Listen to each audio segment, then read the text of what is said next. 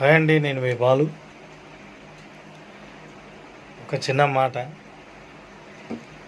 ఒకప్పుడు అమ్మాయిని లవ్ చేయాలంటే అమ్మాయితో ఫ్రెండ్షిప్ చేసుకోండి, ఆ తర్వాత ప్రపోజ్ చేయండి అని చెప్తుంది.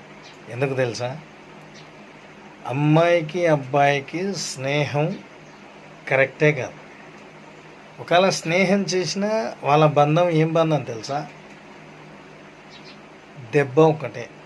మగాడితో ఆడదానికి దెబ్బ వేయించుకోవడం ఒకటే ఫ్రెండ్షిప్. ఆడదాంతో మగాడికి ఉన్న అవసరం కూడా దెబ్బ వేయడమే.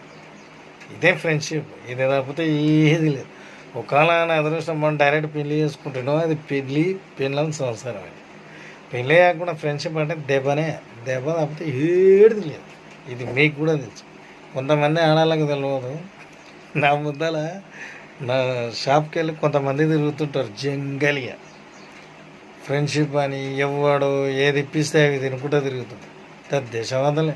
అది వీళ్ళాలని కాదు, మామూలుగా చూస్తుంటాం. ఇంకోటి ఇన్స్టాగ్రామ్లో ఫేస్బుక్లో పోర్చోడు చూసిన లవ్లు, ఫ్రెండ్షిప్ లవ్. ఫస్ట్ ఫ్రెండ్ అయ్యి, తర్వాత బెండేసి దెబ్బేసి, తర్వాత వదిలేసి.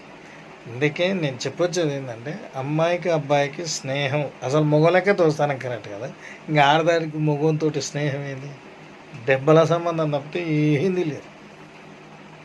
ఓకే అండి, ఇదే జరిగేది. ఇదే దీనికే స్నేహం, ప్రేమ, ఆప్యాయత, బొంగు పోషణ ఇవన్నీ దెబ్బేయనికినే.